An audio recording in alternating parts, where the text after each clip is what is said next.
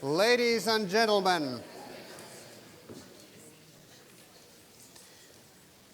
I am Saku Mantere, Professor of Strategy and Organization, and I'm delighted to welcome you to the second installment in the Integrated Management Symposium series, organized by the Marcel Desautels Institute of Integrated Management here at McGill. McKinsey and Company has been around for 90 years now. Am I correct? 90 years? Helping clients, senior executives navigate such complex and uncertain environments. And we are fortunate this evening to welcome Mr. Dominic Barton, the Global Managing Director of McKinsey, as our guest. In his illustrious career, the most recent step has been the chairmanship of Prime Minister Trudeau's Economic Growth Council. Our discussant this evening will be our own Professor Chris Ragan, who's also serves in that same council, Economic Growth Council. He's well known, for instance, for his work in the Eco-Fiscal Commission, where Mr. Barton serves as an advisor. The Eco-Fiscal Commission is using the tools of economics in finding ways to balance economic prosperity with sustainability.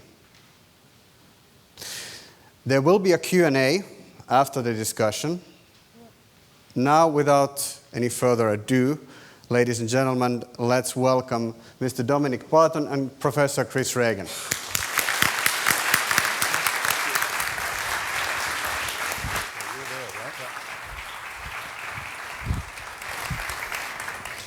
Thank you, Saku, and thank you for having Dominic come, and thank you for asking me to pepper him with questions.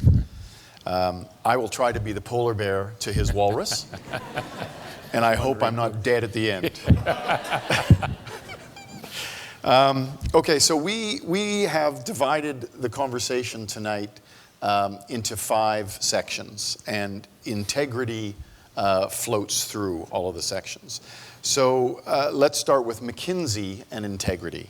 So McKinsey is arguably the world's leading management consulting firm. Its success over decades, 90 years you've just heard, presumably reflects not just the analytical skills of your people, but also something about the way you behave, something about their integrity. So can you begin by telling us what integrity means to you and to McKinsey, and how it enters into the day-to-day business life? Sure. First of all, it's wonderful to be here. This is the first time, I'm embarrassed to say, I've been here, though I'd have to say there are so many people around the world that I meet who are from McGill in leadership roles, and I just, so I hope everyone here is proud of that. I literally see it everywhere around the world. It's an amazing diaspora, so it's wonderful to be here. I would say the essence of what we try and do is based on trust. I mean, if clients want you to help them do something, they have to trust you, because often you may lead them into territory they haven't been into before, or you're dealing with issues that they may be struggling with to deal with, and so trust is at the core of that, and that's where I think integrity comes in. So it's all the basics of telling the truth, all the basics. I think what we try and make sure of is, I think there's 2 elements. One is it's client first. I think it's very important to be client first, because that means that whatever you do is in the interest of the client, not yourself. And I think that may seem like a very basic thing to say, but I think a lot of organizations have got themselves into difficulty when they mix up client first versus firm first, if you will. And it's so that's a very important element, I think, of it, client first. And then there's a set of values that you have, again, which is built around the basics of integrity, which I think help you perform as an institution. We're not a religious organization, so we don't have values because it's a good thing to do. The values are there because they help us do what we want to do. And so we have about 15 different values. I won't go through all of them, but there's one, we've talked about this before, that I really feel strongly about, which is the obligation to dissent. Not only do you have the right to disagree or say, I think someone's not correct, you must. It's an obligation. The words are picked very carefully. And that's important if you want to be a meritocracy, which is an element of what we are. It's about ideas matter, not your seniority. So that's an element that we think is very important. And what we do is that no matter what your experience level is, no matter where you come from, if you think something isn't right or you have an idea that you must call it out. So can you give us an example from when you were in the trenches as a younger consultant about where you had to disagree? David James will keep me honest on this one. But one of my first projects was in Calgary, and I remember it was my first 2 weeks in the role, and the project manager was trying to lay out an approach for how we were trying to help turn around a bus company, wasn't it? And he laid out an approach, and he basically was taking what we'd done in the U.S. for the U.S. subsidiary of the company. And it seemed like we were just copying what that was, which didn't seem to me the basics of what I'd learned in my first course at McKinsey, which is you go to the fundamentals and you build it up. You don't do that. And I was just getting uncomfortable, and this guy was busy, right? He had so many different projects going on. And so in that case, I said, I don't think we're doing this right. And I'd only been 2 weeks in there. And so this project manager got quite irritated and said, you've been here for 2 weeks and you don't think and I've been here for 3 years. I mean, you really say that? I said, no, I was taught that we're supposed to do it from fundamentals. And he says, well, how about I'm going to teach you something else, which is you should listen to your elders. I remember this, and I was going, okay, I got the picture. About a day later, the partner came. He flew in from Canada. Stuart Searle was his name, and he looked at the work we were doing and he said, this is completely wrong. We shouldn't be doing this. And why didn't you say something? So it was a very awkward situation because I didn't know whether I should say I did say something, and he didn't think it. It was one of those. And luckily the project manager said, well, actually he did, but I told him to shut up basically because we had to get the work done. And that was you know what I mean? And he goes, well, that's your, and that was I've never forgotten that, right? And I've had that happen to me, where even in my role now, I was having a meeting. I remember this. It was in Germany, and we were about to see a client, and it was a big merger situation. And I laid out. I was very busy. I had flown in. Here's what we're going to say, and how is it going to work? And there was a 6-week associate that said that approach is simply not going to work, in a very blunt way. And I said, you don't understand. I know this guy. This is what he likes to do. And he said, that's simply not going to work. You can't go in and say that. And then it just made me smile because he was doing so someone obviously taught him well in that place. So as you know, McKinsey has an internal mini MBA program, and I've been teaching in that program for about 15 years, and which is my only kind of entree into the world of management consulting. But when I teach these courses and you talk to McKinsey consultants who are there as tutors, you hear a lot about these firm values. Is it, and it sounds like it's a distinguishing characteristic of McKinsey. So is it?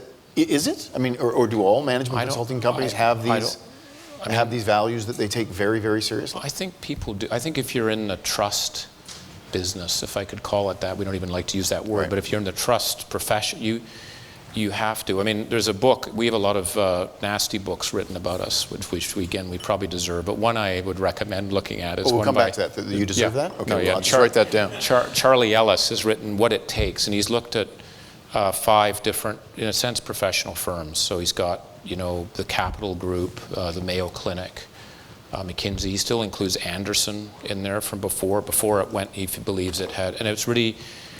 It's not only. I don't think it's about the values. It's how inculcated they are.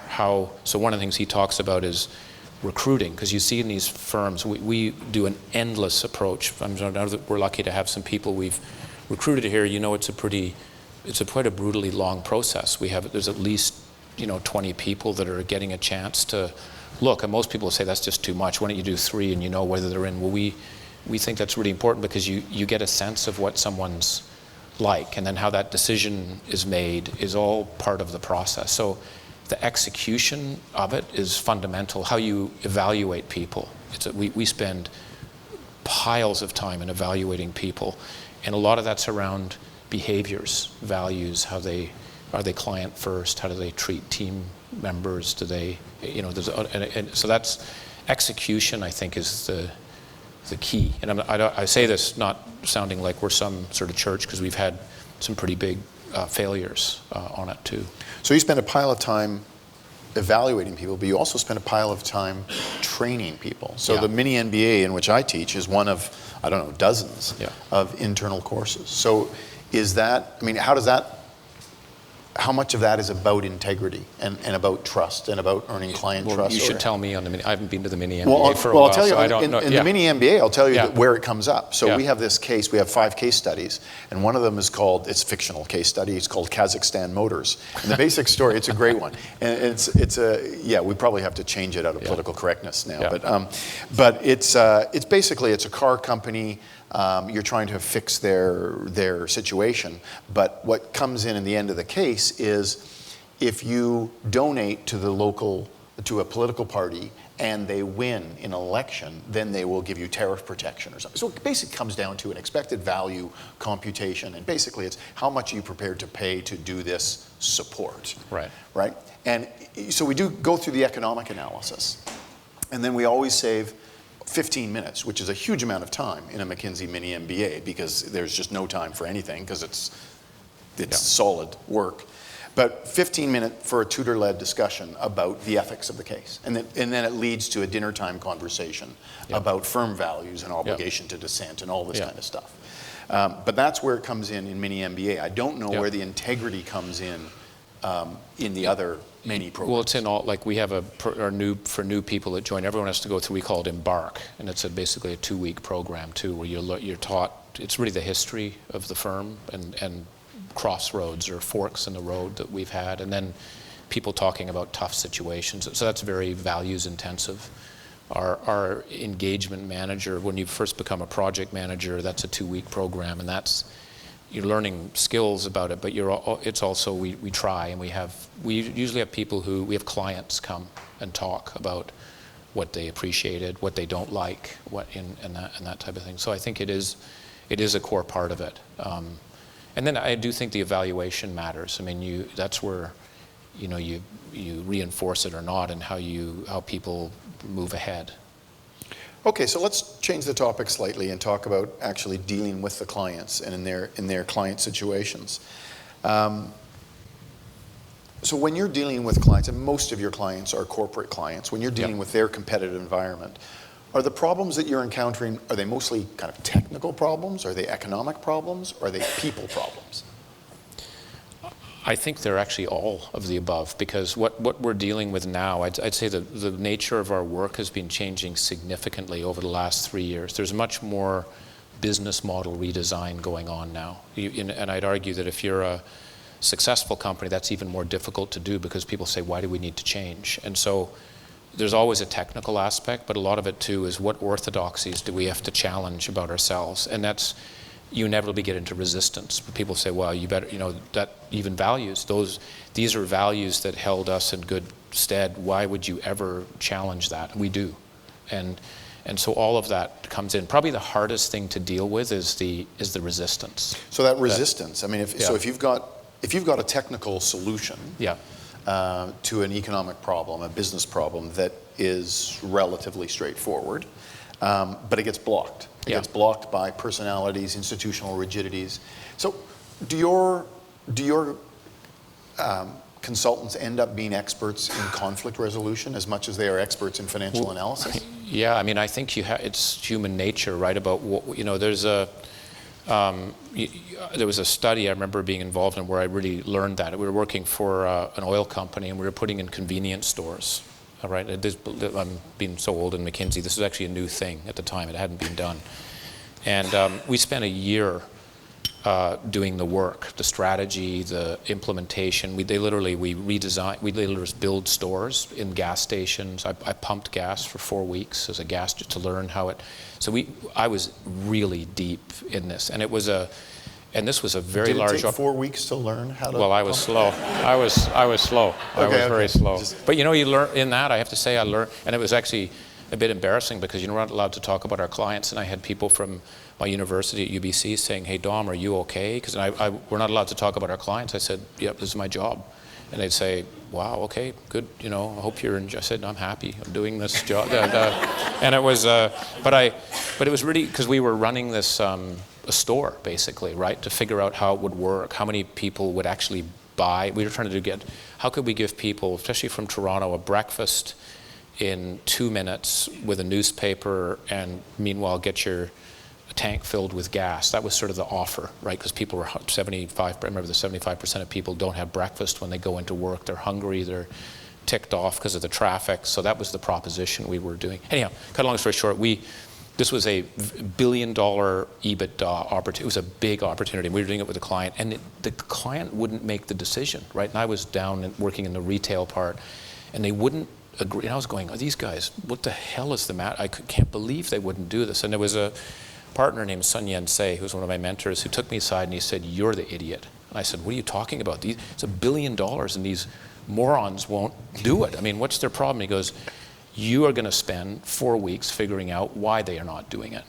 And what I found out in the process, these are all smart people.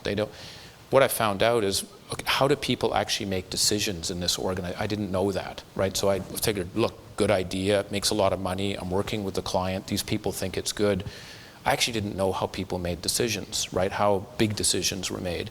And what I found out, again, to cut a long story short, was at the executive team level, the difference between oil prices being at $35 and $50 made this $1 billion opportunity chump change. It just was nothing. And so we weren't in the scheme of things to sort of build a whole new capability. It was kind of like, that's interesting, but $1 billion's not that exciting to us, actually. And so by continuing to say it's $1.1 billion or $1.1 billion, it wouldn't make a difference. And so I think there's a book that I highly recommend. It was actually written by someone who had a different firm. I can't even remember the name. He worked with us, Alan Cantrow. It's called The Constraints of Corporate Tradition by Alan Cantrow. It's my favorite book because it actually talks about before you do any work in an organization, you should understand their culture and what they do and why they do it, because they're smart people that do maybe sometimes things that you think are crazy. So spend the time to do it. So that's smart people who do things that you think are crazy. Have you ever consulted for a university to find out? I'm pretty sure there's smart people here, and I'm pretty sure there's some crazy things being done. I think that's the highest level. That's why I have a lot of respect for the dean. I was saying, I sometimes think making change happen in a partnership is difficult. I think universities are a whole different level of it's a whole different world. So yeah. Okay, so one of the things that must be true about a global and a highly successful management consulting firm is that you end up consulting for two different clients who are competitors in an industry. So you have Toyota and Ford, or you have Nike and Reebok. What do you do? I mean, you could obviously get into some problems there. So how do you, if that happens, and I assume it does, how do you prevent the obvious conflicts from happening there? Well, we have a policy that we do work with competitors, and so what we do is you just have to have very strict processes. Probably the most intensely strict processes I've experienced in Korea.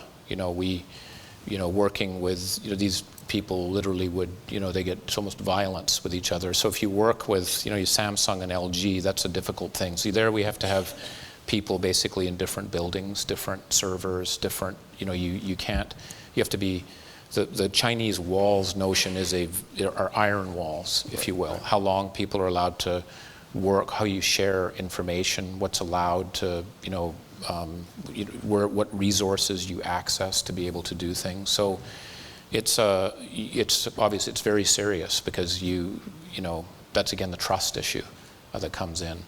And I'd have to say that my biggest issues I get a lot every week. There's people that are, going to be upset or complaining about things, and often those are on conflicts because even with that, sometimes clients will say, "I can't believe you work with a competitor." That it's just a philosophy, actually. And Bain used to have a philosophy if they only worked with what we're not going to, but they changed that. I mean, because you can't develop expertise in an area if you're only doing that, but you have to be extremely rigid and strict in terms of how you manage it, or you'll.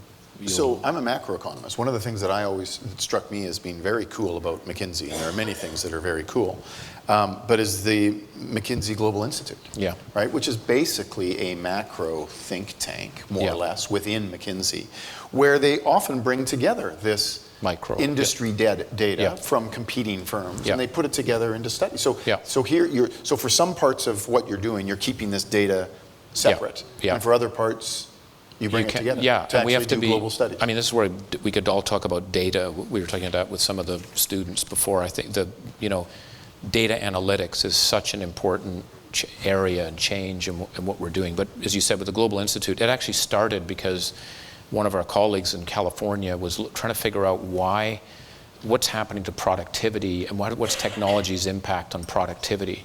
And we do a lot of cost reduction, overhead cost reduction programs.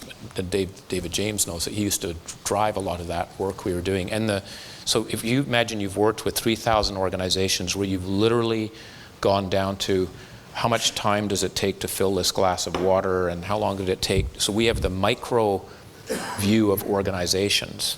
And this guy basically took all that data, and my analogy is he sort of swam in it. He just, what he found was that more than 50% of costs in organizations are interaction costs, even in a mining company. It's telling someone what to do, where it is. So because people are trying to figure out what technology does by shortening the times, by simplifying, by standardizing, has huge and we found that out by literally looking at that database. And that's where we said, okay, we have a lot of data, and as long as it's clean and we're not comparing, Shell versus Exxon or you said Toyota, but you're collecting a broad set of data. It's not you can actually get, that's the Global Institute really is much more to get macro views from micro insight, if you will. Cool. That's the objective. Okay, I'm going to really change the topic now and go on to long-run capitalism. So you have written a fair amount, actually, about the problems that capitalism faces in the long run. One of your papers from the Harvard Business Review is one that I give out to my students every year in a macro policy class and in a financial crisis class. It's a great paper. And some of the stuff you've done on this is with Mark Wiseman from CPPIB. So I know that McKinsey consultants are trained to become expert in delivering a 30-second elevator pitch. So can you give, to CEOs typically, so can you give the audience your elevator pitch for what's wrong with capitalism? I don't know if this will cut it, but I'd say capitalism in the last 30 years has become much more short-term and exclusive than it was supposed to be. That basically is what I'd say. What do you mean by short-term, and what do you mean by exclusive? We're only to the sixth floor. Sixth floor. Okay, yeah. Sorry. By short-term, quarterly capitalism, that a lot of publicly listed companies, leadership teams are obsessed with quarterly results versus the 5 to 10 year performance of the organization.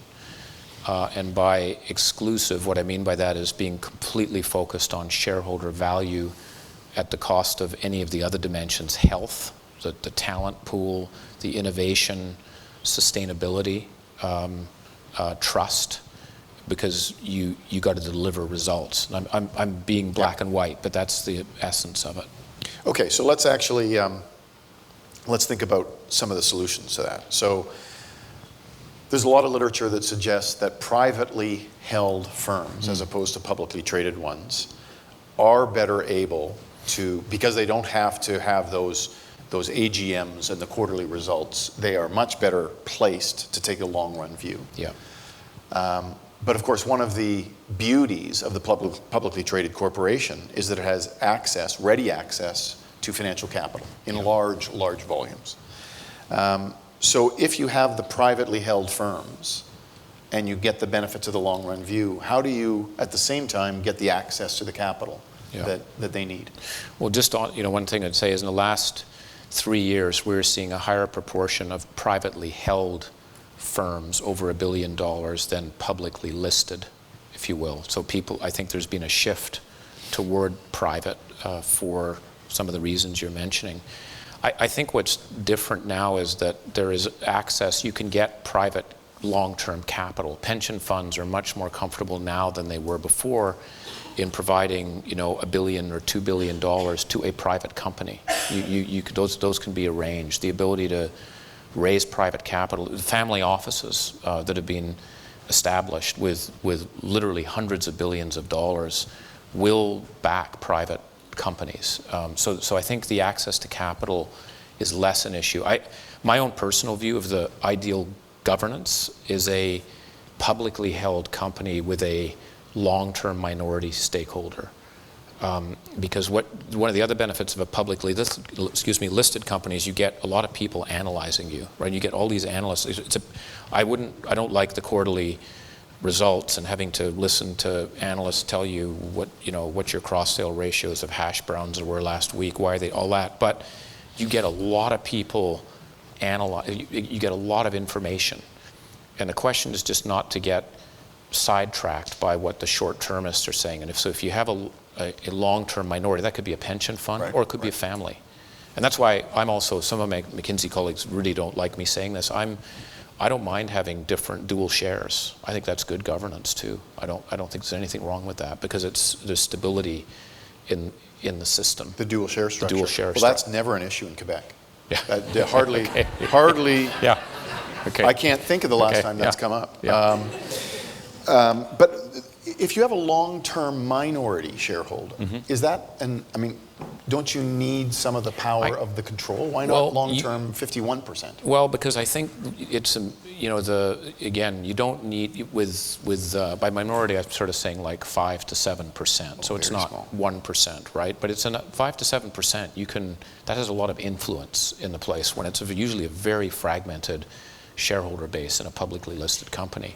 And so they can have quite some influence in where it is. And this gets, the extreme is voting rights, right, in terms of control. But I think it just provides a bit of backbone. And I learned this, actually, if you look at Telefonica, when it changed to become a global champion way back, it was a sleepy, backward Spanish company. All the images of old Spain this company had, just siestas, worst productivity.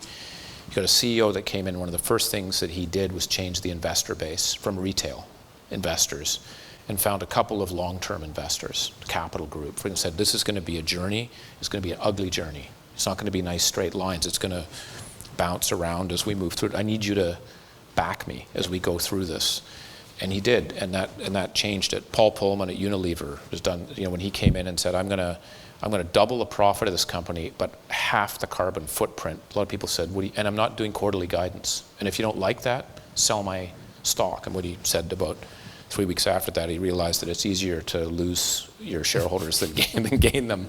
But it did change, and the investor base changed, and so you've got people that will stick through, so you can actually go through the ups and downs. And that's the part, and that's where I think family businesses, the successful ones, because one of the challenges, right, is not, I think it's only 3% of families go beyond the third, you have to have a well-run family, but you get a family business and they're thinking generations, it's a strategic advantage. And that's what I saw in Asia. You saw people So for share ownership, fine, but how about governance? Are there compensation schemes that we should be adjusting to take longer run view? Are there board governance composition issues? And this may relate to the health and trust and sustainability. Like what I think should we be doing on the governance? There's a whole range of, I think, governance issues. And this is something that Mark Wiseman, when we were doing the work, and also Larry Fink from BlackRock's involved too, is we figured at first it was you need more long-term shareholders, the pension funds, institutional investors, to help keep management focused. And I won't go through all the detail, but we tried to look at where in the value chain, from the institutional investor to the asset manager to the board to the executive team, where's the problem, if you will, right? And the biggest problem was actually the board. If you ask CEOs where their biggest challenge was, it was boards being short-term. And part of it's because they're getting pressure from asset managers to say, let's see some results, and they worry. And so I think with boards, there's a range of things. One is that you need boards on the metrics side to be thinking about health metrics, not just performance metrics. So looking at the quality of the talent pool, the innovation rate, the trust, the sustainability. And by the way, the pension funds care about your environmental footprint because they're going to own you for 60 years. So they actually they care what you do because it'll affect their returns. And so most companies don't have that. It's easier to look at earnings per share. We're much more, so changing that. The second is actually to spend time talking about strategy and long term. Most publicly traded companies spend very little time talking about long term. They talk a lot about risk, and it's understandable given what happened in 2009, but a lot of it's on compliance and risk, not on where are we going. I remember it was Jim Flaherty who said, I was asked people you meet, what do you wish you'd learned at the beginning of your career that you now know? I remember he said you need to have a microscope in one eye and a telescope in the other and not get a headache, right? And of course that doesn't happen, but you get the picture. And he said, so in my view in business, that means having a 3-month view and a 20-year view at the same time. So many boards have a microscope on as opposed to a telescope, and that's a problem. But so you mentioned the compliance issues, especially after the global financial crisis. So do their concerns go through cycles? That they'll worry about compliance for the next few years, and then they'll start thinking about longer term strategy, and then some other crisis will happen. Do they cycle through those kinds of things? Have you seen that? Well, I think there is some of that, but my sense is at least in the Anglo-Saxon world in the last 30 years, it's become more about the short term. I don't think there's been so much of a long-term perspective. I think now we have activists. I mean, there's the crisis, but the big issue right now is what do you do if an activist comes in? That scares board members because if you're a board member, it's often, you often like to be on other boards and do that, and you have a reputation, and it is not fun to have an activist that's there. And activists are more prevalent. They have more capital that's available. They can now go after bigger beasts, if you will. And so that's what we're dealing with right now. And you've got shorter CEO cycles that are so what's happening. The solution to this, though? I mean, how do you get the board to start taking a longer view? I think there's a number of things. One is to have the institutional investors have much more voice, and that's what Larry Fink is trying to do that with his letters that he sends to CEOs that says, I want to see health metrics. And backing companies. So if you think about Dow, the institutional investors helped Dow deal with a very aggressive activist because they said, you know what, we're not going to vote for this stuff. We're here. We're the biggest shareholder here. So you listen. We're not going to go with this stuff, right? You back us. And getting GIC in Singapore they have a 5-year, 10-year, 15-year performance set of results, and they say we want board members who think that way. So when you think about your board composition, think about who those people are. And then, so I think board composition, to your point, also matters a lot. And I think some of the standard rules of governance that, by the way, McKinsey also puts in place are not that helpful sometimes. Like saying, we need a diverse board of 15 people, and we have to have an age limit of this. I don't buy that. I buy the diversity. I don't buy age limits. Sometimes having a 75-year-old person on the board, if you're in a long cycle business, is a very good thing to have because they've seen the flow. Yeah. If I think about some family-owned boards, Mars, it would fail all traditional governance standards. They'd be at the bottom 100. So they have 3 people, right? It's family members, but their advisory group that they have there are unbelievable. They've got someone who's one of the most knowledgeable people about children's health, right? In what they're doing. They have one of the best experts in regulation in the food industry. They've got very deep experts in what they think they need, and then it's professionally. The family doesn't try and run it. They have very good succession and people planning processes with people, but it doesn't look like the standard, good governance. And that's where I think we're getting too much into checklists and not the fundamentals. It seems like the only way, in your examples, the only way to get that better, more forward-looking board is to have some institutional investor or some large investor that can help back it. I do think that's the case, and that because the ultimate, I think and that's where if you think about it, that's where a lot of the capital is actually long-term money. The challenge is they often evaluate their asset managers, even though they're long-term, on an annual basis. So even though they're long-term, their asset managers are trying to get performance. And they worry. So there's a bit of, that's where the incentives are are a bit out of whack, right, in where it is. And also we have some rules. I mean, I think the idea of quarterly guidance, I think is, I would recommend if you are courageous enough not to do that. So if you look at what Mark Wiseman is doing at CPPIB or what Michael Sabia is doing at the Case, so they're investing $200 billion each, right? Give or take, a bit. Are they looking for the most part, are they looking for investments where they are playing that role as a 2%, 5%, 10% investor so that they can actually enforce that long-run view? I think they would like to. I think the challenge, and I don't speak on behalf of them, they should, but I think there's a notion of they're investing for 60-year period, right? That much, so it's in their interest. That's what they prefer, I think, to have. Now, there's obviously liquidity, so they have to have a portfolio and all of that. But I do think they look at it. The challenge is they don't have the capacity. They don't have very many people in CBPIP and the Case. So you can't. Just given the scale of the investments, you can't go and spend time with each board. It's just there's too much money, if you will. And so the challenge is, how do you get your asset managers and the other people that you co-invest with to think that way? Do you know what I mean? So that they move the system. And that's why I think it's more about the influence they have on the asset management industry and actually on boards. So you see them a lot speaking to governance groups about, this is what we like to see, this is what we think is important, and that influences people. And again, the fortunate thing in Canada, we have phenomenal pension funds. I mean, Ontario teachers, the British, I mean, there was a governance. It was actually because of some very good governance that was done in separating out how they're managed versus who they're managing the money for, which allows them to be independent, long-term, hire the right talent. And so there's one thing in Canada I don't think we understand enough, how well respected they are around the world. I was explaining to some people in a discussion earlier today. I was in Kenya last week, and the president of Kenya was basically, they want investment, not just Chinese investment. They want long-term investment. He didn't know I'm Canadian. He said, what would be really helpful is you get one of those Canadian pension plans to come here, because if they come, everyone else comes. So how could we get access to one of those people? It was an interesting. Cool. Yeah. Well, governance is close to government, and that brings us to policy. So let's switch topics. Integrity and public policy. You and I are currently.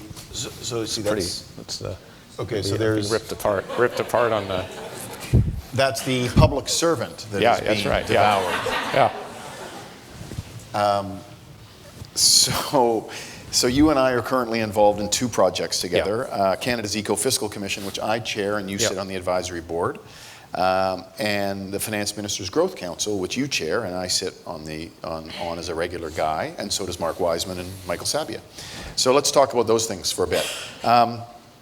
So this will absolutely sound like shameless advertising, but can you tell this audience what the Eco-Fiscal Commission is all about, why you wanted to sit on the board, and how you think it's doing? I think it's a crap organization. I've never seen anything. I've just never wasted so much time in my life before. No. It's fantastic, because I think what it's doing is bringing, I think, economics into the environment, and I think business needs to think much more carefully about the impact that we have on the environment and price it into what we do. And I think the environmentalists need to think more like business people in what they do. And so a lot of it's around pricing. If I think about what you because you've played the key role in it, have written on carbon. We have to price carbon. It's crazy that we don't price that, given it's a cost. And why isn't that included? How we use incentives to deal with things like congestion, right? And I think about this all the time. In London, it took me 2.5 hours to drive 15 kilometers. And you think about all the pollution, what it does to productivity, and so to me, that's what at least it means to me in my narrow. You may have a broader view of it, but that good. It is all about pricing, and it's amazing to me. So I've been here at McGill for 27 years, so I've been an economist for 30 years, and it's becoming more and more clear to me the more and more I talk about eco-fiscal, whether it's to governments or business or just regular people, how different from normal human beings, economists are. Probably different in many respects. But, I mean, economists think about prices. And they don't think about prices just the way consumers and producers think about prices. So as consumers, we go into a store, we think, well, that's pretty expensive for those shoes. This is pretty good price for that television. So we do that. But we see prices as a much bigger picture, right? As a way that resources get allocated, as a thing that drives innovation. It really produces incentives. And most people don't think about prices that way. But at the heart of the Eco-Fiscal Commission is getting the prices right. Yeah. I mean, it's channeling Adam Smith, but it's also channeling Bob Barker, right, to get the prices right. Yeah. It is. It absolutely is. So how does the mandate of the Eco-Fiscal Commission, in your view, fit into your views about how capitalism needs to be modified? Well, totally, because it's long-term capitalism means if you're a long-term capitalist, you care deeply about the environment, not because it's a good thing or morally it's the right thing, or you see a film about the polar bears not having it. You know, it's economics, and you're not going to have. You got to think about your returns, and it's a cost. And I think a big problem right now is we're not reflecting that cost in our goods and our activities, but we will for sure in the next 10 years. It's going to be a factor, and so we have to factor that in. And that's why I think what was very interesting is to see, I think in the last 3 years in particular, business, maybe not as much as people would like to see it, I think have really grabbed hold of this. And even, I'm very excited actually in Canada in the energy sector. The number of people that are, for example, on the Eco-Fiscal Committee that are energy companies that are actually talking about this. And it's not because it's a good thing to do, or I'm going to get attacked by the environmentalists or whatever. It's because it's good business, and that's how we're not going to get the innovation we need unless we price things properly.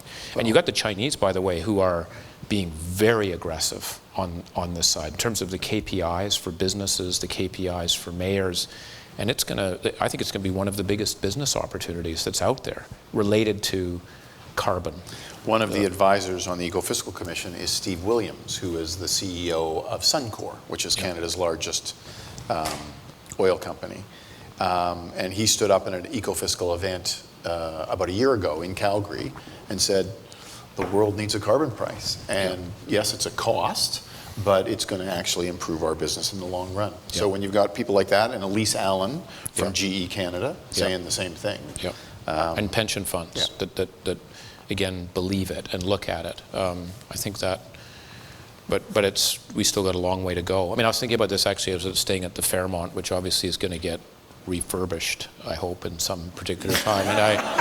But I was sitting there, this morning, not to bore you with the detail, I was shaving it in the sink. I was looking at the sink, and it's obviously been there for many years. Probably 100 years. But I was just thinking, where's this going to go when it gets ripped? You know what I mean? The notion of, hopefully when it's built again, we think about this circular economy. You know, I think about why, we should never put stuff back in the ground that we've pulled out of the ground. And I actually think there's ways of building that in and getting consumers. This is where I think consumer power is going to play a very big role when consumers start to say, you know what, I don't like this, and I'm not going to pay for people that don't look at it this way. And I think that awareness is really rising, and they're getting more demanding, and they're going to expect companies to behave and think that way. I think employees are going to expect to work in companies that actually operate that way. So I'm optimistic.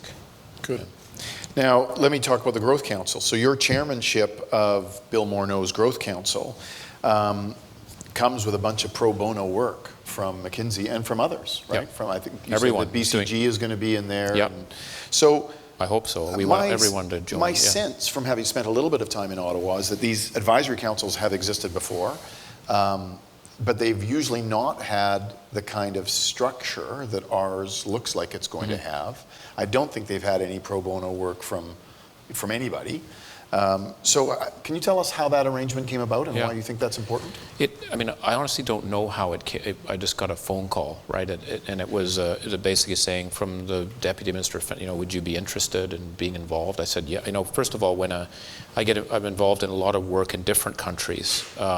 Often it's in emerging markets, South Korea, Malaysia, Colombia, Singapore. They actively involve business people in their economic planning. It's just natural, if you know what I mean. Whereas you don't see that so much in the G7. You see it in maybe specific areas. So for Canada, for this government to do that, I was excited. I mean, that's like, wow, they're going to do this. And the way it was explained, Minister Morneau said is, we want ideas, and we don't want to be constrained by politics. So your job is, you guys have to come up with ideas. We'll decide whether we can do them or not. We may not. And that's really exciting. And I think they tapped into a chord because there's a lot of people that have ideas and want to be able to contribute. And so the way, I think number one is just being open is really exciting. That excites me. And secondly, there is a rigor. I mean, every one of the 14 members, everyone's doing that pro bono, and it's going to take a lot of time. I mean, this isn't reviewing. We have to understand all the good stuff. $1 per year. We're getting $1 a year. That's right. You want to give you $1.50 if you deliver some things on that sort of thing. But I think again and it's the notion too. And again, this comes from Bill Morneau. Is I don't want 35 ideas. I want 4 big ideas that we can use to kind of drive what we're doing. And when we were meeting on Monday, it wasn't just Bill Morneau. There was the Minister of Innovation, the Minister of Infrastructure, the Minister of Trade, and the Labour Minister, all there for pretty well the whole day, right? So it's a whole of government. It's not, because sometimes what can happen is it can be a piece of the government, and then there's a conflicting. This is kind of like we're all in this. We want to hear it, and that excites me. And I think just the mixture of people that are on it, and having the time frame to do it, because it's not going to be easy coming up. I don't think there's a lot of good ideas already out there. It's to me more about how do we focus them and get an approach that's actually going to really crank up, growth. And it's GDP per capita growth, particularly for the middle income, right? There's a strong, which I think is great, because it's not just growth. It's not just it's per capita GDP growth for the middle income. And I think that can be a really interesting role model for other countries, because that's not being done in other places, and we need growth now. We're at the end of the road on the quantitative easing. I just don't know how hard we can push the string on that one, and we need something new. And I think I'm very excited. I didn't anticipate that this conversation would get into monetary policy, Sorry, but I'm okay if it does. Yeah, no, I'm completely okay if it does. They may not be okay if it does, but I'm completely okay with that. But given the focus on long-run growth, I mean, you're a perfect person, perfectly placed, given your business experience around different sectors, different countries, to see the kinds of things that have worked, have not worked, have been tried and failed, etc. So let me ask you for another elevator pitch. Maybe it's too early in this, but I'm gonna put you on the spot anyway. What are even if they end up, I'm not asking you to commit to these, but what are the 3 things? Commitment. Okay. No commitment. Yeah. What are 3 things that just strike you as very promising things we should be thinking about? Well, can I just say, and I'm not trying to be like political adherence, but I think first of all there's a notion of the reality, which is that if we don't do anything, it's going to be an ugly picture. I think that's important to explain to all of us in Canada, that we've had a pretty high growth rate in the last 50 years. Looking ahead, given especially the aging population, if we don't do something, it's going to be cut in half. It'll be 1.5% at a broad level. And the world's changing faster and faster. So I'm just saying the need, I think it's important we all know that. So we have to do some significant things. And if I were to pick 3, and I find it hard to focus it on 3 right now, but I would, one I think is definitely going to be around about infrastructure, because it's infrastructure that drives productivity growth, not, as we've talked about before, Chris, putting roofs on pools. This is about transportation infrastructure, rail, so make sure we can get our goods from the middle of Canada out. It's, government may not like this or not. I think it's pipelines. I'm not, it's ICT, but it's infrastructure, and we have a gap of about $450 to $500 billion in infrastructure in this country. And the most amazing thing in the world is that no G7 country has done anything big on infrastructure with interest rates at the level they are. It's crazy. And so I think the opportunity to say, we're going to unlock that. We're going to get private capital to come in and earn returns. We can tap into the Japanese postal bank, which has $2 trillion. We're talking massive amounts of capital that would love to invest in Canada if we could structure it. So I think that's going to be a game changer, and I think we can do something pretty So not creative. Just doing more infrastructure, No. But the way you do more is you leverage the private You leverage private capital, global private capital, including our own pension funds, which, by the way, are investing a lot of that money outside, right? And so that's got to be a big, that I think is going to create jobs. It's going to improve the productivity of all the other activities and services that we do. I secondly think if there's going to be some sectors that we should focus on, where there's going to be, and I know you looked at me funny because economists don't like national, industrial strategy, but I actually think there's some. And one area that I'm very excited about, there's actually two. I'm going to keep this as one bundle, if I could, though. In that, so the infrastructure, and the second bundle is some sectors, and in that I would have, there's two. One is ag food. Agriculture and food. It's going to be one of the most important industries in the future, because we can't just look at what the challenges are, what are the needs. We're going to have 2.2 billion new middle-class consumers in the next 15 years that want to eat and live like we do in an environmentally healthy way. And we should be one of the biggest food players on the planet, and we're nowhere. We're not. And it is amazing. 60 million people just in China and India every year entering the middle class. Exactly. And they want to eat, and this is going to be controversial. I look at our dairy. We should have one of the biggest dairy businesses in the world, but we have supply management, which again, government may not like. They can do what they want because they may not like it. I think is crazy. Aquaculture, dairy, beef, soybeans, and I'm not just talking about shipping the commodity out, it's food processing. It's a high tech, so I think this is one where we got to assess it and check whether I'm on the loony fringe or not, but on it. But I think there's something big in that. I think healthcare is another one. We look at healthcare as a cost as we get old, and it is, but it actually should be one of the biggest consumer markets in the world. We've got data like no one else has data with our system. Now we have to think about some of the regulations, and are we allowed to use that data? I think we should. But the innovation we could have around health delivery, product design, medicines, therapy. We're the perfect place, I think, to do that, to crank it up. So that's a second kind of a bucket, if I could call it, the sector. And a third one, and this may change because I have to be careful because I'm biased on this. I think I call it the pivot to Asia. We are rightly focused on the United States because it's a huge market and we get a lot of benefit from that, but we are missing an action in Asia. So what do we need to do I think we need a free trade agreement with China. I think we need to do it with, I don't know I hope TPP will happen, who knows, but we need deeper relationships with some of the big Asian countries. China, Japan, Indonesia, India. We should be going deep. And that's our education system. I would hope we should have way more Asian students in our universities in Canada. Australia's third largest export are students, if you will. For a big commodity-driven country. And we're about a third of where they are on that side in terms of the numbers.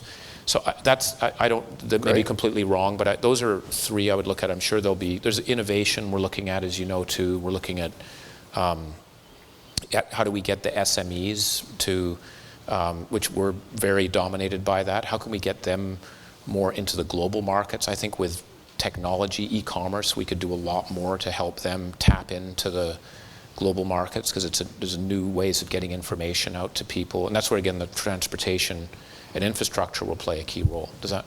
Perfect. Thank you. Yeah. Okay, we're going to enter the home stretch. We have talked about values and integrity in business. We've talked about the need for a long-run perspective, how it's possible to have both a sustainable and a dynamic capitalism. Now, you at McKinsey are a huge employer of MBA graduates. Yeah. And so, with very high standards. Is that them there? That's yeah. the interview committee. Is it? Yeah, yeah, that's right. So with very high standards. Yeah. So you have a pretty great perspective from which to comment on, what business schools, not ours specifically, but business schools in general, are doing well and what they're not doing well. Yeah. So let's break this into a few bits. To start with, what do you think business schools, for the most part, are doing very well? I think the functional skills are taught, finance, marketing, organization, those are taught very well. And I think it's important, accounting, people have got to have the fundamentals, and I think that's key. I think the second element is the notion of teamwork. I think there's always a notion of casework, working on problems together. I think that's just part and parcel of an MBA experience that you see. So those are some of the fundamentals, and I think also the selection process for MBA schools has also changed, which is a benefit. You're looking for people with more experience. I think that's much more than it used to be, much more global. And I would actually say that McGill is very good at that front. But because you see others, Harvard, who is not as global as you'd think it should. And that having students from different national is a very good thing. I think in the mix. One of the wonderful things about the McGill campus is how international the student body is. It's something like, I don't know what the number is these days, it's something like 21% or something that is from away, which is just... Yeah. So I think that's, those are some of the things that are, that are fundamental, and doing it in a fairly short order of time, if you will, right? Not taking 5 years, I think. So what are the kinds of things that you think we need to do better? I mean, can you give me some specific examples of things we're missing the boat on? I think, and there's some things that actually you're doing in your strategy, which I like, but the data analytics, I mean, the machine learning, there are new ways of cracking problems and how do you use data, which is a new, in my view, asset class. So there's a new set of functional capabilities that need to be taught, right, that are there, and I'd rather it be done by the business school than us. We're doing it. We now have... But they're not being taught in business school? Not as much, nowhere near as much. I mean, what we're actually having to do is we're hiring a lot of people from mathematicians. So we're going to Carnegie Mellon. We're going to, there's 3 universities in Spain. I didn't know this. Spain has some incredibly good schools of mathematics. So we have a big chunk of our data analytics group are Spaniards, right? It's in Madrid is where we actually have. So Shenzhen in China has phenomenal data analytics. The schools, so there we're just trying to teach people English, but the raw capability building and managing massive amounts of data with the computing power and so forth, they've been doing this for 5 years now, right? And so that's a new area that we need, and we're not getting enough. Not enough business schools, we can't get our supply, if I could say it from that. So we're having to find it from, and that's why we have more mini MBAs now, because we're putting these mathematicians, they have to learn how we do our work on it. So that's, from a functional point of view, an area. I think the other area is actually on, it sounds like a very broad thing, or motherhood and apple pie, but it's leadership, right? And what I mean by that is, this is character in leadership, ethics. It's like great what you guys are doing on integrity and how we think about the multi-lens views of the world. This is why I think, those business schools that are only business schools are going to have some challenges down the road. That's why I think here at McGill, you're fortunate that you're part of a broader university, so you can work with the chemists, and you can work with the physicists, and you can work with philosophers. The Syed School, look out for them at Oxford. I think it's going to be one of their biggest propositions, is they're linked to a university, and they're trying, even though some of the traditional Oxford faculty, back to change, are not that keen sometimes on the school is, and that's going to be a factor. Harvard is trying to so I think getting this cross-sector view will be important. I think more on the experiential learning is going to be key. internships or experience. We found that to grow leaders faster in companies, you have to give them multiple short experiences. Doesn't mean rotating people every 2 years, but they may be working on having a line role, but they're also doing something to fix the company in a particular area, and doing the combination builds your leadership muscle faster. So our business schools, are they equipped to make these changes? Do people in business schools, for the most part, agree with you? Are there blockers? Are there institutional rigidities? I think there are one thing I'll have to say, and I'm sure I know in the school you did a strategy and you had people. I'm always shocked at how few people ask me this question, and we are one of the largest buyers of funders. Basically, we look at the money we spend. We finance. We're financing probably 1,200 students a year in business schools. That's what we're paying for, right? And I've had very few business schools come to me to say, what do you need, as opposed to, how can we get more people here? It's interesting. I think, again, with the strategy effort, you've involved people, I know, from our firm and other firms. But it does strike me, and what's happening is a lot of things are happening, because we're actually now having, there's more and more of our people are not going to business school, they're staying in McKinsey. We keep them, or we'll have them work in a different place. If I don't want to pick on Anna, who I work with. She's a business analyst.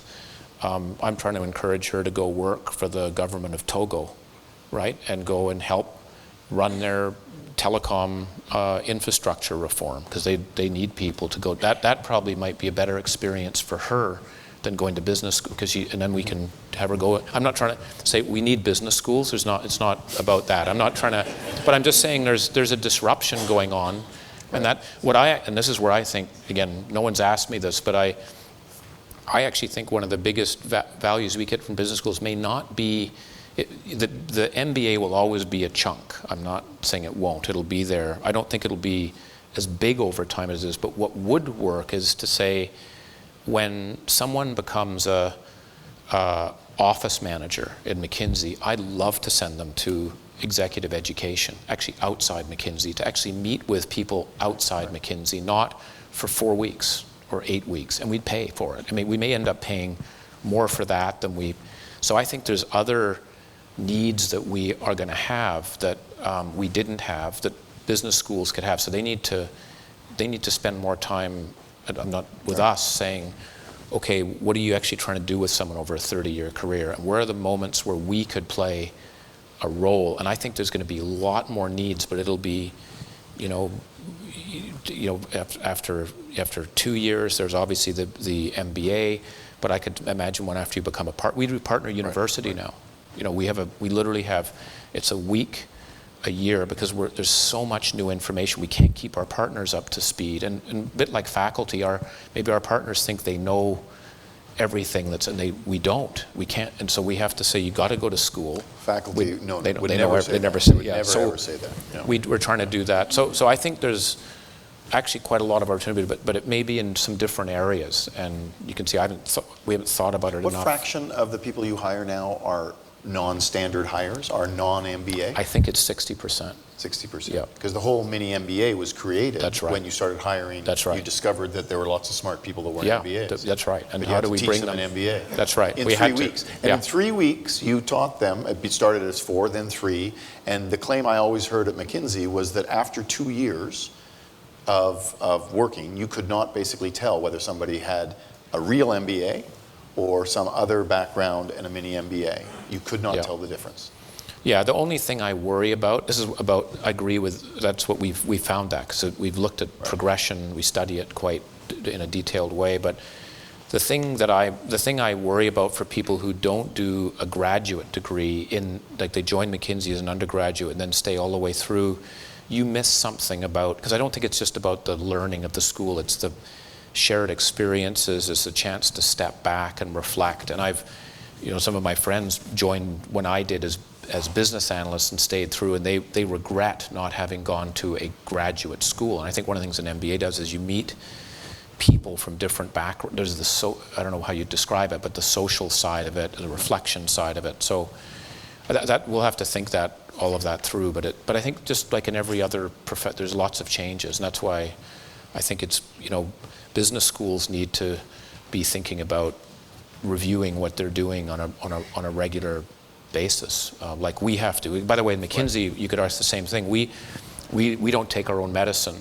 So I'm telling you, business schools should do that. We often are telling clients this, but when you actually look at us, are we changing fast enough? That's been a very big push in the last 5 years. How are we challenging our orthodoxies? Why does every problem or opportunity take a project manager plus 3 people 3 months? Why is that? It doesn't remarkably make, uniform. It's remarkably, right? yeah. And so there's a lot of things like that but it's hard because people get wedded to orthodoxies. Right. Okay, I think we're going to leave it there. Thank you very much. We're going to open it up to questions from the audience. I'm not quite sure how we're going to do that. How are we going to do that? Before you ask a question, we have volunteers on both sides of the room, so please wait for the mic to arrive before you ask the question. Great. Okay. All right. Thank you.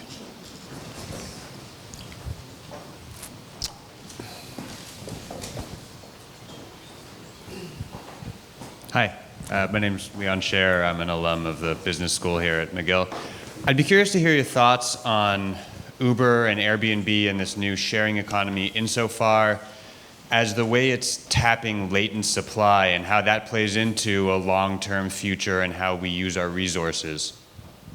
Yeah, I think it's a fundamental change. I mean, the way I look at it is how many, what proportion of our capital goods are used more than 7% of the time. You think about a car, a washing machine, a house, and I think that this thing is going to move.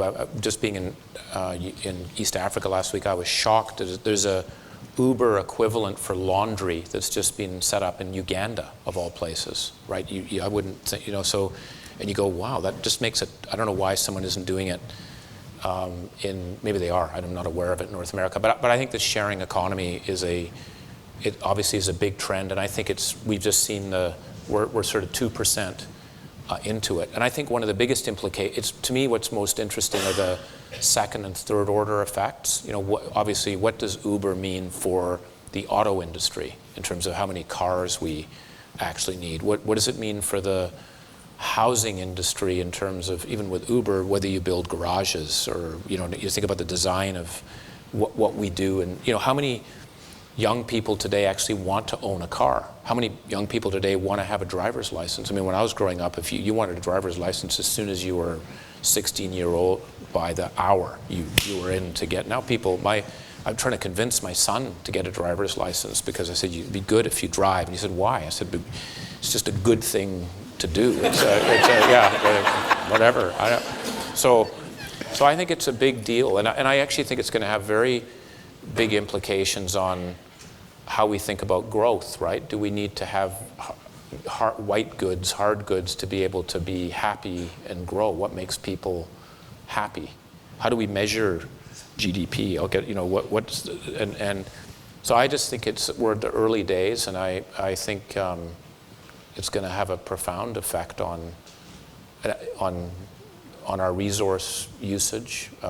It's actually like it's a huge increase in what an economist would call a production possibility frontier for the economy. Because for a given amount of capital, whether you're talking about a bed for Airbnb or whether you're talking about a car or a driveway, you just get more flow of goods and services out of the same capital. Yeah. So it's a wonderful thing. But it's also got this very interesting side story we see with Uber, right? It is going to, every once in a while, it is going to run up against an existing regulation or existing entrenched monopoly power or market power, and it's going to be a struggle. And right now you're seeing Uber against taxi industries, and it is perfectly understandable why the taxi drivers are upset. But it's also one of those things that it's perfectly understandable for everybody to kind of want it because it's just a better thing. And so we got to figure out how to get past those tensions. Yeah.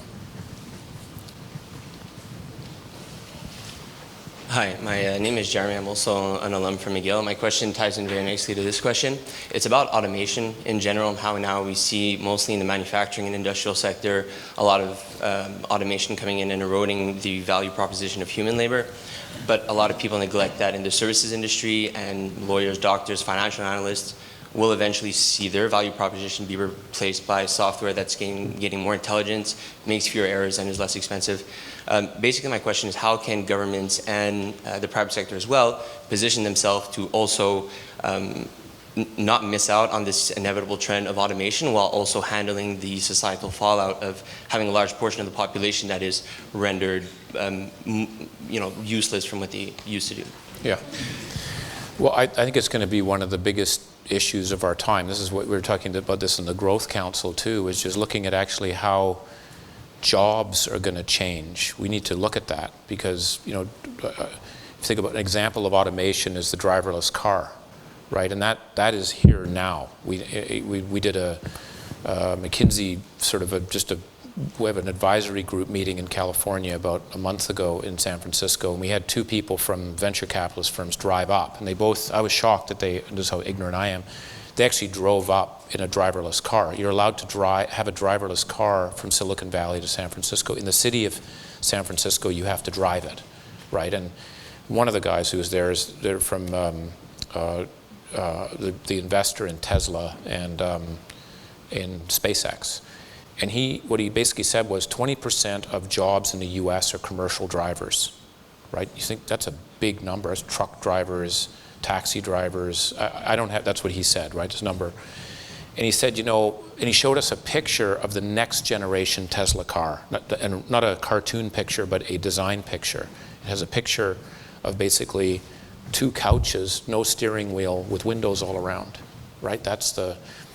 And so what I think we have to think about is this is coming fast, and education to me is going to be the fundamental issue. Because I'm not a Luddite. I think that actually this stuff will create opportunities we can't even imagine, right? I think human creativity will come up with so many different new things, but the worry is the speed with which the time with which we have is shrinking. The speed's gone up. So what this guy basically said was Steve Jurvetson. He said, I have no doubt that those commercial drivers' children will adapt to being able to deal with the digital world and will find jobs, but I do not think that those drivers themselves are going to be able to reskill themselves fast enough to be able to do it, because it's happening so quick. I think it used to take at least a generation before a disruption occurred. Now they're happening multiple times within a generation. So I think this education part is going to be critical. I think the other worry I have is that we're living more and more in a winner-take-all economy. There's a dominance that you want to get very quickly. We talk about Uber, we talk about Lyft. You don't really talk about there's a dominant model that occurs, and there's a lot of wealth that's created in a small number of people. And that's the part we're going to have to deal with, because, another example is if you took the big three employers in 1990, they were the auto players in the US. So you had Ford, Chrysler, and General Motors. They had sales of about $250 billion. They hired 1.2 million people. Today, the big three companies by market cap are Apple, Facebook, and Google. They have sales of about $450 billion, and they employ 155,000 people, right? That's the challenge that we're going to have to deal with. And we better face the reality. It's happening. The thing about technology is it doesn't really care too much about politics or even regulation, as you said. I mean, Uber, you think about it, they didn't ask for permission. That's Airbnb didn't ask they just did it. And then, whoop. And I think we're going to see some of that in healthcare. People, imagine you apply Uber to going to the doctor. Why can't I have the same thing? I mean, why not? And I'm sure people are working on that now. So just one thing on the education. I think Dom's right that education is going to be key, but it's about an economy that is going to be going through transitions, and these transitions are coming faster and faster. And so what you need we need people to recognize that in fact they will become obsolete here and there, and they need to make a transition, and that requires flexibility, and that requires education. Yeah. Not necessarily training in a specific thing, but education. Exactly the kind of education that universities like McGill do, including social sciences and humanities. Yeah. People that can read well, critically think, write well, possibly analyze numbers. I mean, I like analyzing numbers, but it's not for everybody. But that's the kind of flexible education, so that people can actually make transitions. Yeah. And I think that's going to become increasingly important. Yeah. Hi. I'm Eduardo Lima. I'm also alumnus from the professional MBA program at McGill, currently working as a consultant for institutional investors, mostly corporate pension plans. And I'd like to ask a question, and hopefully you answer using a big telescope. My question is, with the need to break the cycle of short-termism in the business world in general, so that institutional investors, like long-term capital, can actually be free to invest in long-term opportunities, do we need a major overhaul in in the field of economics, so that what's today considered externalities and are set aside for analyzing these problems should be incorporated back into it. I'm not sure whether research is being done in the field, whether there is a need to change the way the discipline is being taught, or if we simply don't need that much, but there are other ways to incorporate this paradigm shift. You should. Well, I would say that economics,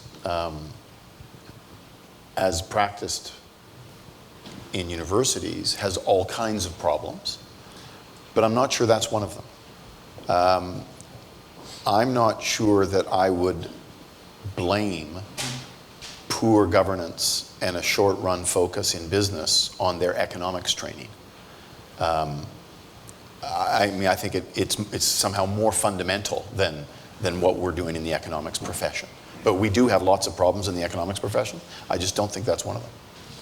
Yeah, I mean, I think I do think we talked about carbon pricing, right, or pollution, or I even think there's going to be more of a responsibility in business for employees, right? I was thinking as Chris was talking about the flexible labor. One of my heroes right now is Randall Stevenson at AT&T, right? He is a hardcore businessman, capitalist, wants to make money, the largest single infrastructure investor in the US. He's got 260,000 employees. Because of the automation and technology changes we've been talking about, he basically said 60,000 of my people are not going to be what I need as I go forward, just given the changes that are going on. But he didn't sort of say, therefore, I'm going to fire them, which you could do. Say, that's it, we got to restructure, we got to move on. He said, I'm going to give people the opportunity to retrain themselves. And he basically, working with Georgia Tech and Uda City, built a training program for them, not a university degree, it's just a medallion program that costs $200 for him, not for the employee. And if you take the course while you work, you get a medallion, you're going to be part of that future. If you decide not to, you're gone. And I think that's the notion of a business leader taking, responsibility for talent more than what they need to. And I think it comes back to that's Adam Smith. If you say this, one of his first book was The Theory of Moral Sentiments, which is a extremely boring book, if I might say, to read. But in it, he essentially says, I'm not quoting him right, but it's that it's the duty of the entrepreneur to take care of the society in which they operate, right? Which is quite a left-wing thing in a way, you could say, that Adam Smith was saying, but I think it's about its ownership. And that's why, I think we're going to have more, we're going to see more of that, because if you don't do that, you won't have trust. And that's why you see, by the way, with the short-term capitalism and less inclusiveness, you do see trust in business has been dropping for the last 30 years. In the United States, the only person that is lower than a CEO, particularly of a bank, but of a CEO, is a congressperson, which is it's not a great benchmark to put yourself to. So I think that people our businesses are going to be taking that into account and not doing it because it's a good thing, but because it actually helps them create more shareholder value. Okay, we have time for one more question before I believe we get to drink wine. So way back there, sir, you are what stands between us and wine. No pressure. Thank you.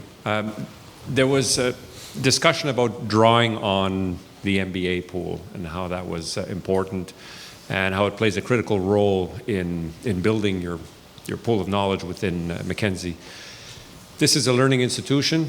There are doctorate degrees. Maybe you could comment on how important doctoral work is for McKinsey, and not necessarily in management, but in natural sciences or applied sciences. Because in many, many cases, one can be discouraged to undertake a doctorate degree, thinking that being part of faculty is the only outcome, but I doubt that is the only outcome. So maybe you could expand on that. Thank you. Sure. Well, I don't know what proportion of doctorates that we have, but given that 60% are non-MBAs, a lot of them are actually doctorates. So we are hiring a lot of medical doctors. That's what we actually have. I think we hired about 200 last year, just medical doctors to come in. And many of them don't actually want to do healthcare work. they want to do, but they bring a lot of different perspectives. We have a lot of physicists, chemists. We have, PhDs from MBA programs, because I think what a doctorate, to me, the key thing about that is knowledge development. And I think having a doctorate is an extraordinarily high bar of rigor. I think the peer review process that you have, and you'll find that most of the people in our global institute are doctorates, many in economics, but also in natural sciences. So I think it's a very good, it's a discipline of a standard, if I could call it that. And given the need for more cross-sector thinking, like one of the biggest challenges we have in our change is we have about 35 sectors, right? Oil and gas, banking, agriculture, you have all, and we go deep because clients expect you better be really deep in that area. You got to speak the language, you got to understand it. Not like when I joined where it was more if you were more about problem solving and then you'd apply that thinking. Now it's gone, you need depth quickly. The challenge with that is a lot of these disruptions we're talking about are coming from outside your sector, right? The biggest competitor for Unilever in India is not Nestle, it's Vodafone. Because someone, when they're spending that extra, the equivalent of 5 cents, they can get more airtime or they can buy a chocolate. It's not, you know what I mean? So if you're a cardiac specialist in New York who makes a lot of money doing heart transplants and so forth, the disruption that you better be most thoughtful about is the automation of the car, because unfortunately most hearts come from car accidents, right? So you may be merrily going along thinking, this is my business, it's going well, and there's a disruption going on here which is going to, fortunately or unfortunately, depending how you look at it, cut your supply of hearts. So what we're looking for is people with, and I think more businesses are looking for people with orthogonal views. And that's why I think being a biochemist is an extraordinarily good background for doing organization design today. You think about how organizations work and how you can apply that thinking. I always say, I learned this actually from one of our colleagues who is a PhD, and we're worried about complexity in McKinsey. As we get bigger, we've got sectors, functions, geographies. new delivery, people going, this is, God, it's crazy. We got to simplify the place. And I remember this guy said, just quietly said, it is the case that the human brain is more complex than the dog's brain. Okay, that's probably right, as I think about it. Maybe there's good complexity and bad complexity. And so I think there's a long-winded way of saying, I think astrophysicists, we have a lot of astrophysicists that are because again, their way of doing deep thinking, I think, is more rigorous than people like me who are there. So I hope we like doctorates. I just want to add something to this. So I've been teaching in the McKinsey, the mini MBA. I think I've done about 45 of them over the past 15 years. The typical one is about 50 students. I would say 80% of them are PhDs, freshly minted PhDs. So it's very often their first day or first week on the job with McKinsey. So they've come out of Stanford or Caltech or MIT or Princeton or wherever they've come from. And when I first started doing this, I would come home from Kitzbühel or wherever I was from doing this, and my wife, Ingrid, would say, so tell me about the students that you met. And I couldn't believe the students that I was meeting. I mean, I have never been in a room with more, overeducated, overachieving, pumped up, high octane people in my life. And they're just really, really impressive. And they are PhDs in everything under the sun, including, biochemistry, but there's religious studies, there's law, poetry, there's history. And you put them all together over the case. I only see them over 3 days, and then I go and somebody else does finance. But you see them come together in these case studies, and they're all contributing, and they're all coming with their own outside perspective, but they're all super smart. So this is the unpaid pitch for McKinsey. Very nice. Here it is. Any more questions for him? Okay. Hey, people. Thank you.